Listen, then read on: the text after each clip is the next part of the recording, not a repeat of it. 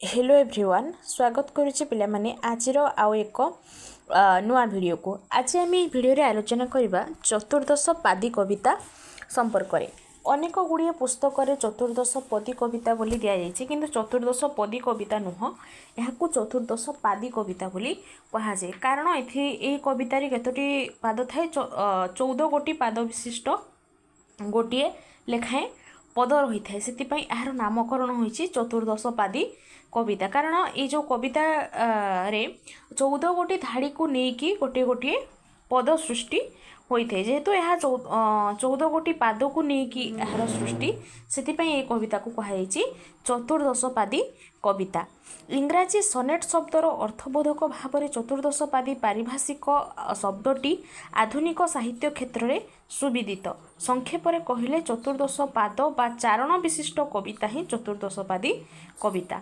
तो चतुर्दश पादी को कविता को इंग्राजी आम कौन कह सनेट बोली कहवा जेहेतु चतुर्दश पाद बा चारण विशिष्ट कविता तेणु संक्षेप में आम यहाँ कौन कह चतुर्दश पादी कविता बोली कहूचे विस्मयर विषय प्राचीन इटाली साहित्यर यह काव्य रूपटी संप्रति विश्वव्यापी प्रसिद्धि और जनप्रियता लाभ करिछि इटालीय सनेटो अर्थात क्षुद्र संकेतरू इंग्राजी सनेट शब्द उद्धृत होइछि एटा पिला माने मन रखिबो इटालीय सनेटो शब्दरू शब्द सृष्टि होइछि इंग्राजी सनेट शब्दटी सृष्टि होइछि एवं जो इटालीय सनेटो यार अर्थ हेउछि क्षुद्र संगीत इटालीर सर्वोदौ बंशी और वीणा बादन सह सनेट गीत होउथिला इटाली साहित्य जेतेबेले चतुर्दश पादी कविता सृष्टि होता बंशी बादन और वीणा बादन साहाय्य ये जो चतुर्दश पादी कविता गुड़ी को गान करा जाउथिला 1300-1400 शताब्दी रे यही काव्य रूपटी इटाली साहित्य रे बेस जनप्रियता लाभ करिथिला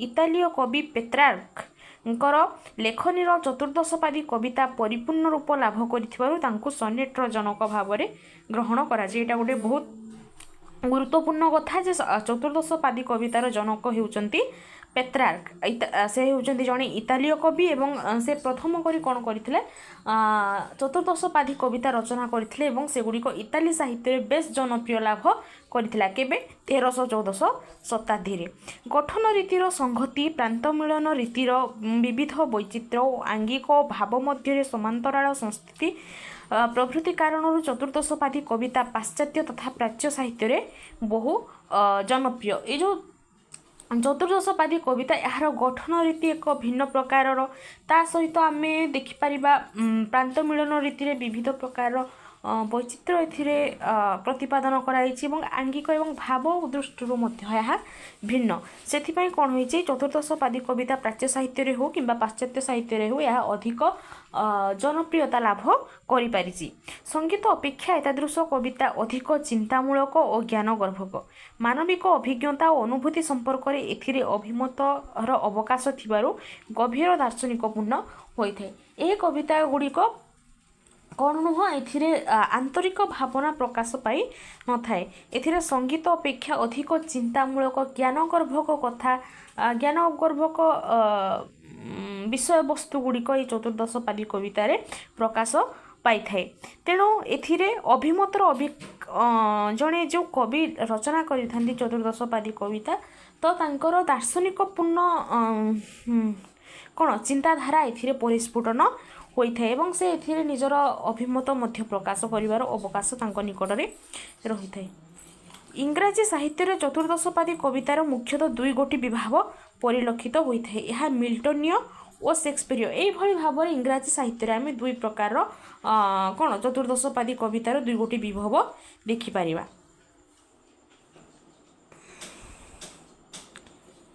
तापर देख पिला माने चतुर्दश पादी कवितार अवयव दुई भाग में विभक्त प्रथमतः अष्टचारण विशिष्ट स्तबक को अष्टक और परवर्ती षष्ठचारण विशिष्ट स्तबक को षटक बोली कहुए चतुर्दश पादी कवितार जो गठन रीति रही आम दुई भाग में विभक्त करिपारिबा प्रथमे तो आम जानिले जे एटा 14 गोटी धाड़ी को लेकिन चतुर्दश पादी कविता रचना करा जाए तो प्रथम जो 8 गोटी धाड़ी रहिला ताको आमे कोन कहबा अष्टक बोली कहबा एवं परवर्ती जो 6 गोटी धाड़ी ताको आमे षष्टक बोली कहा जाए ଅଷ୍ଟକରେ କବି ତାଙ୍କର ଅଭିଜ୍ଞତା ଆବେଗ ଅଥବା ଭାବନାକୁ ବ୍ୟକ୍ତ କରିଥାନ୍ତି। ଏହି ବିଷୟ ବା ଭାବନା ସମ୍ପର୍କରେ ତାହାଙ୍କ ଅଭିମତ ଷଟକରେ ପ୍ରକାଶିତ ହୋଇଥାଏ। କୌଣସି ଏକ ବିଷୟ ବସ୍ତୁ ତାଙ୍କର ଅଭିଜ୍ଞତା ତାଙ୍କର ଆବେଗ ତାଙ୍କର ମନ ମଧ୍ୟରେ ଆସୁଥିବା ଭାବନାକୁ ସେ କେଉଁଠି ବ୍ୟକ୍ତ କରିଥାନ୍ତି? ଅଷ୍ଟକ ପ୍ରଥମ 8 ଧାଡ଼ିରେ ଲେଖକଙ୍କର ଅଭିଜ୍ଞତା ଆବେଗ ତାଙ୍କର ଭାବନାକୁ ସେ ବ୍ୟକ୍ତ କରିଥାନ୍ତି ଏବଂ ପରବର୍ତ୍ତୀ ଯେଉଁ 6 ଧାଡ଼ି ରହିଲା ଷଟକରେ ସେ କ'ଣ କରିଥାନ୍ତି?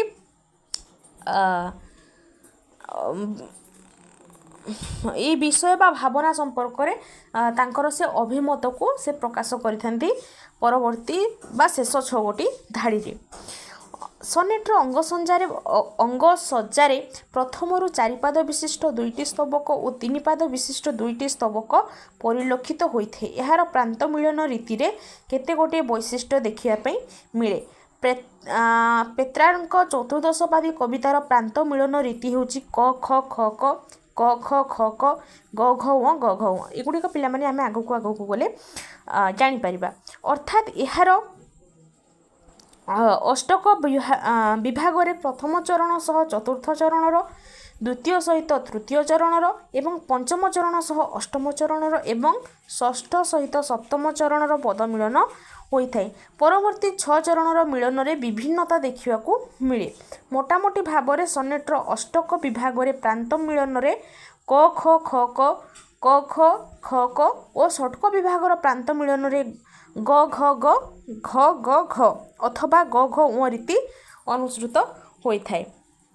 ଦେଖିବା ଆମେ ଇଟାଲୀୟ ସନେଟ୍ରେ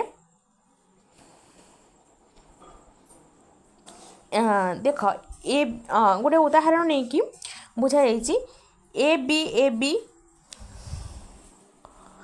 ତ ଏଥିରେ ଦେଖ ଲେଖା ହେଇଛି ଏ ସହିତ ଏ ମାନେ ପ୍ରଥମ ସହିତ ତୃତୀୟର ମିଳନ ଏବଂ ଦ୍ୱିତୀୟ ସହିତ ଚତୁର୍ଥର ମିଳନ C C D D E F F ଆଉ ଶେଷରେ ଜି ଜି। ଅର୍ଥାତ୍ ଏଇ ଯେଉଁ ପ୍ରଥମ 8 ଧାଡ଼ି ରହିଲା ଯାହାକୁ ଆମେ ଅଷ୍ଟକ ବୋଲି କହିଲେ, ଏଥିରେ କ'ଣ ହୋଇଛି କବିତାର ପ୍ରାରମ୍ଭିକ ବିଷୟ ଏବଂ ଲେଖକଙ୍କର ଭାବ ପ୍ରକାଶ ପାଇଛି ପ୍ରଥମ 8 ଧାଡ଼ିରେ। ଶେଷ 6 ଧାଡ଼ିରେ କ'ଣ ହୋଇଛି ସେ କବିତାର ଯେଉଁ ବିଷୟବସ୍ତୁ ରହିଲା ବା କବିଙ୍କର ଯେଉଁ ଭାବନା ରହିଲା ସେଗୁଡ଼ିକ ବା ଯେଉଁ ସମସ୍ୟାକୁ କବି ଉପସ୍ଥାପନ କରିଛନ୍ତି ପ୍ରଥମ 8 ଧାଡ଼ିରେ ସେଗୁଡ଼ିକ ସମାଧାନ ଆଡ଼କୁ ଗତି କରି ଶେଷରେ ତାର କ'ଣ ହୋଇଛି ପରିସମାପ୍ତି ଘଟିଛି। ଇଂରାଜୀରେ ଚତୁର୍ଦ୍ଦଶପାଦୀ କବିତା। ଇଟାଲୀୟ ଏହି କାବ୍ୟ ରୂପଟି ଇଂରାଜୀ ସାହିତ୍ୟରେ ଅନୁସୃତ ହେବା ଫଳରେ ଏହାର ଛନ୍ଦ ବିଧାନ ଓ ପଦ ମିଳନରେ କେତେ ପରିବର୍ତ୍ତନ ସଂଘଟିତ ହୋଇଥିଲା।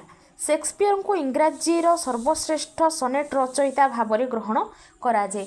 ଯେତେବେଳେ ଇଟାଲୀୟ ସାହିତ୍ୟରେ ଚତୁର୍ଦ୍ଦଶପାଦୀ କବିତା ବା ସନେଟ୍ ସୃଷ୍ଟି ହୋଇଥିଲା, ଯେତେବେଳେ ଇଟାଲୀୟ ସାହିତ୍ୟର ପ୍ରଭାବରେ ଇଂରାଜୀ ସାହିତ୍ୟରେ ଇଂରାଜୀ କବିମାନେ କ'ଣ କରିବା ପାଇଁ ଲାଗିଲେ ସନେଟ୍ ରଚନା କରିବା ପାଇଁ ଲାଗିଲେ। ତ ସେ କ'ଣ କଲେ ଇଟାଲୀୟ ସନେଟ୍ର ଯେଉଁ ଛନ୍ଦ ତାର ପଦ ମିଳନରେ ଯେଉଁ ନିୟମ ଗୁଡ଼ିକ ଅନୁସରଣ କରୁଥିଲେ ସେଗୁଡ଼ିକ ଆଉ ସେମାନେ ଅନୁସରଣ କଲେ ନାହିଁ। କିଛି ମାତ୍ରାରେ ପରିବର୍ତ୍ତନ ଆସିଲା ଇଂରାଜୀ ସନେଟ୍ ରଚନାରେ ଏବଂ ଇଂରାଜୀର ଯେଉଁ ବିଶିଷ୍ଟ କବି ସେକ୍ସପିୟର ତାଙ୍କୁ ଇଂରାଜୀ ରୀତିର ସର୍ବଶ୍ରେଷ୍ଠ ସନେଟ୍ ରଚୟିତା ଭାବରେ ଗ୍ରହଣ କରାଯାଏ। ସେକ୍ସପିୟର 4 ପାଦ ବିଶିଷ୍ଟ 3 ସ୍ତବକ ଏବଂ 1 2 ପାଦ ବିଶିଷ୍ଟ ସ୍ତବକର ସଂଯୋଗରେ ଚତୁର୍ଦ୍ଦଶପାଦୀ କବିତା ରଚନା କରି ଏ କ୍ଷେତ୍ରରେ ଅଭିନବତ୍ୱ ସମ୍ପାଦନ କଲେ। ଯେତେବେଳେ ଇଟାଲୀୟ ସନେଟ୍ ରଚନା କରାଯାଉଥିଲା କ'ଣ ହେଉଥିଲା 8 ଧାଡ଼ିକୁ ନେଇକି ଗୋଟେ ପଦ ଏବଂ 6 ଧାଡ଼ିକୁ ନେଇ ଆଉ ଗୋଟେ ପଦ ଏଇଭଳି ଭାବରେ 2 ଭାଗରେ ଅଷ୍ଟକ ଏବଂ ଷଟକ ଯେଉଁଟା ଆମେ ପଢ଼ୁଥିଲେ ସେଇ ରୀତିକୁ ଅନୁସରଣ କରି ଇଟାଲୀୟ କବିମାନେ ଇଂରାଜୀ ସନେଟ୍ ରଚନା କରୁଥିଲେ ଇଟାଲୀୟ ସନେଟ୍ ରଚନା କରୁଥିଲେ। କିନ୍ତୁ ଯେତେବେଳେ ଇଂରାଜୀ ସନେଟ୍ ରଚନା କଲେ ସେକ୍ସପିୟର ଗୋଟେ ନୂଆ ପ୍ରକାରର ଧାରା ଏଥିରେ ଆଣିଲେ। ସେ କ'ଣ କଲେ 4 ପାଦ ବିଶିଷ୍ଟ ଗୋଟିଏ ଧାଡ଼ିକୁ 3 ଭାଗରେ ବିଭକ୍ତ କଲେ ଏବଂ 2 ପାଦ ବିଶିଷ୍ଟ ସ୍ତବକକୁ ସଂଯୋଗ କରି ସେ ଚତୁର୍ଦ୍ଦଶପାଦୀ କବିତା ବା ସନେଟ୍ ରଚନା କଲେ। ପ୍ରାନ୍ତ ମିଳନରେ ମଧ୍ୟ ନୂତନତା ସମ୍ପାଦିତ ହେଲା। ଏହା ହେଲା କ ଖ କ ଖ ଗ ଘ ଗ ଘ ଙ ଚ ଛ ଛ। ତ तो एभली भाव से जो प्रांत मिलन रीति रे से गोटे प्रकार नूतनता आनिथिले अर्थात एथिरे प्रथम और तृतीय चरण द्वितीय चतुर्थ पंचम और सप्तम षष्ठ और अष्टम नवम और एकादश दशम और द्वादश त्रयोदश और चतुर्दश चरणर प्रांत ध्वनि मध्य मिलन संपादित हैला। शेक्सपियर चतुर्दशपादी कवितार प्रांत दुई चरण उपसंहार मूलक और एथिरे कविताटीर सार कथा वर्णित होता है। से कौन कले तीन गोटी पाद विशिष्ट हाँ चारि पाद विशिष्ट तीन गोटी भाग में विभक्त कले एवं गोटे द्विपाद विशिष्ट जो स्तबक रहा से शेष स्तबक कौन होता कविंकर जो विषय वस्तु रही से उपसंहार करते से शेष द्विपद पंक्ति रे एवं यही कविताटी जो कवितार जो सार कथा जहाँ सारांश रहा ताकू से शेष में दुई गोटी द्विपाद विशिष्ट स्तबक से गुड़ी रचना कले। इंग्रेजी कवि मिल्टन चतुर्दशपादी कविता रचन इतालीय चतुर्दशपादी कवितार विधि विधान को केतेक परिमाण में अनुसरण करथिले। मात्र इतालीय रीतिर अष्टक और षटक मध्यस्थ पार्थक्य ताहांको चतुर्दश कवितार चतुर्दशपादी कवितार सुस्पष्ट नुहे। इंग्राजी कवि जो आउ जणे रहिले मिल्टन से कौन करथिले इतालीय चतुर्दशपादी कवितार जो रचना ताकू से ग्रहण करथिले किंतु केतेक परिमाण में से ग्रहण करथिले बा अनुसरण करथिले से जो इतालीय सोनेट रे जो अष्टक एवं षटक ए भितर जो पार्थक्य देखा देथिला मिल्टन जेतेबेले सोनेट रचना कले से नियम को अनुसरण कले नाही। ताहांकु चतुर्दशपादी कवितार अष्टपदरे मध्य भाव विस्तृति लाभ करिथिबार देखा जाए। षटकर प्रांत मिलन रीति रे मध्य भिन्नता सुस्पष्ट। यह हेउची ग घ ग घ ग घ अर्थात यार प्रथम तृतीय पंचम चरण रे एवं द्वितीय चतुर्थ षष्ठ चरण रे प्रांतरे ध्वनि सामंजस्य परिलक्षित होइथाय। यह सहित से कौन कले जो प्रांत मिलन रीति जो थिला इतालीय सोनेट रे से गुडी को मध्य से ग्रहण करनांती एक भिन्न प्रकारर शैली से कौन रचना करिसंती चतुर्दशपादी कविता रचना करिसंती किछिटा परिमाण रे से इतालीय सोनेट रचना रो शैली को से ग्रहण करिसंती। इंग्राजी साहित्य रे अनेक कवि पेत्रार्क रीति को मध्य अनुसरण करिसंती। केही केही एक भाव संबलित एकाधिक चतुर्दशपादी कविता गुच्छ जहाँ सोनेट सिक्वेन्स नाम परिचित। स्पेन्सर मिल्टन शेक्सपियर डोने शेली वर्ड्सवर्थ एलिजाबेथ बारेट ब्राउनिंग और रसेटी प्रभृति कवि इंग्राजी साहित्यर विशिष्ट सोनेट रचयिता भाव में परिगृहित होता। इंग्राजी साहित्य जो शेक्सपियर मिल्टन को छाड़देले जो अन्य कवि मैंने रही से माने कौन कले इतालीय कवि पेत्रार्कर रीति को से अनुसरण करिसंती। आउ किछि कवि कौन कले एक भाव संबलित गोटे भाव को आधार करी एकाधिक चतुर्दशपादी कविता गुड़िक से रचना कले एवं ताकू से कौन नामकरण कले चतुर्दशपादी कविता गुच्छ बा जहाँ को आम इंग्राजी रे सोनेट सिक्वेन्स बोली कहूचे। तो ये जो इंग्राजी साहित्यर अन्य कवि जो माने कि रचना करुले नाम एठारे दिखाई स्पेन्सर मिल्टन शेक्सपियर डोने शेली वर्ड्सवर्थ एलिजाबेथ बारेट ब्राउनिंग रसेटी एमाने सब इंग्राजी चतुर्दशपादी कविता रचना करिबारे विशेष मनोयोग देइथिले। निर्माण रीति और विशिष्टता संपर्क में देखा चतुर्दशपादी कवितार सीमित परिसर मध्य एक अखंड भाव को व्यक्त करने को पड़ी था। एपरी क्षेत्र में कवि पक्षे एकांत भावे संयम और सावधानता अवलंबनीय।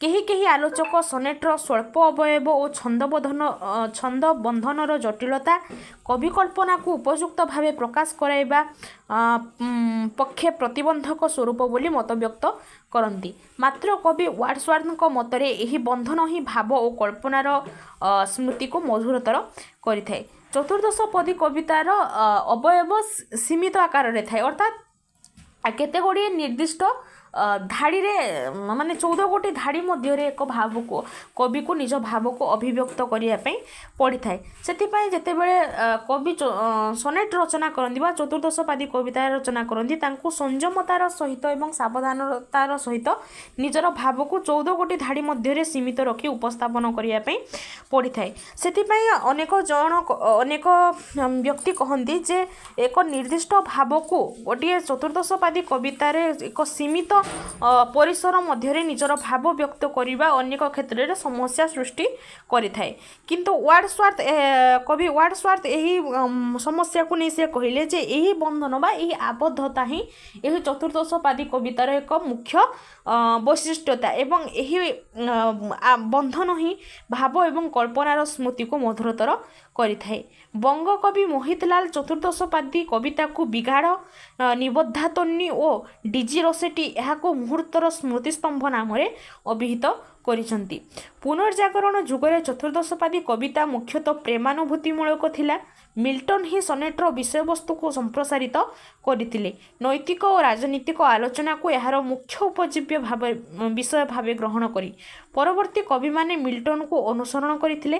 ଅଧୁନା ଯେକୌଣସି ଭାବ ପ୍ରକାଶ ଲାଗି ସନେଟ ନିୟୋଜିତ ହୋଇପାରିଛି। ଯେତେବେଳେ ଇଟାଲୀ ସାହିତ୍ୟ ଉପରେ ଇଂରାଜୀ ସାହିତ୍ୟରେ ଚତୁର୍ଦ୍ଦଶପାଦୀ କବିତା ବା ସନେଟ ଗୁଡ଼ିକ ରଚନା ହେବା ପ୍ରକ୍ରିୟା ଆରମ୍ଭ ହୋଇଥିଲା। ପୁନର୍ଜାଗରଣ ସମୟରେ କ'ଣ ହେଇଥିଲା, ଏଇ ଯେଉଁ ଚତୁର୍ଦ୍ଦଶପାଦୀ କବିତା ଗୁଡ଼ିକ କବିମାନେ ରଚନା କରୁଥିଲେ ସେମାନେ ପ୍ରେମକୁ ଆଧାରିତ କରିବା ପ୍ରେମର ଅନୁଭୂତିକୁ ନେଇକି ଚତୁର୍ଦ୍ଦଶପାଦୀ କବିତା ରଚନା କରୁଥିଲେ। କିନ୍ତୁ ଯେତେବେଳେ ଇଂରାଜୀ କବି ମିଲ୍ଟନ ଚତୁର୍ଦ୍ଦଶପାଦୀ କବିତା ରଚନା କଲେ ବା ସନେଟ ରଚନା କଲେ ଏହାର ବିଷୟବସ୍ତୁରେ ସେ ପରିବର୍ତ୍ତନ ଆଣିଥିଲେ। କେବଳ ପ୍ରେମ ଅନୁଭୂତିମୂଳକ ଭାବକୁ ନେଇକି ସେ ସନେଟ ରଚନା କରିନାହାନ୍ତି। ନୈତିକ ରାଜନୈତିକ ଏଭଳି ଭାବରେ ବିଭିନ୍ନ ଆଲୋଚନାକୁ ବିଷୟବସ୍ତୁ ଭାବରେ ସେ ଗ୍ରହଣ କରି ଧୀରେ ଧୀରେ ଚତୁର୍ଦ୍ଦଶପାଦୀ କବିତା ରଚନା କରିବା ଆରମ୍ଭ କଲେ। ପରବର୍ତ୍ତୀ ସମୟରେ କବିମାନେ ଯେଉଁମାନେ ସବୁ ରଚନା କଲେ ଚତୁର୍ଦ୍ଦଶପାଦୀ କବିତା ସେମାନେ ମିଲ୍ଟନଙ୍କର ଏହି ଭାବକୁ ବା ଏହି ବିଷୟବସ୍ତୁକୁ ଅନୁସରଣ କରିଥିଲେ। ବର୍ତ୍ତମାନ ଆମେ ଦେଖିବା ପାଇଁ ପାଇବା ଯେ ଚତୁର୍ଦ୍ଦଶପାଦୀ କବିତା ବିଭିନ୍ନ ପ୍ରକାର ଭିନ୍ନ ଭିନ୍ନ ବିଷୟବସ୍ତୁକୁ ବା ଭିନ୍ନ ଭିନ୍ନ ଭାବକୁ ପ୍ରକାଶ କରି ଏହି ସନେଟ ଗୁଡ଼ିକ ରଚନା କରାଯାଉଛି।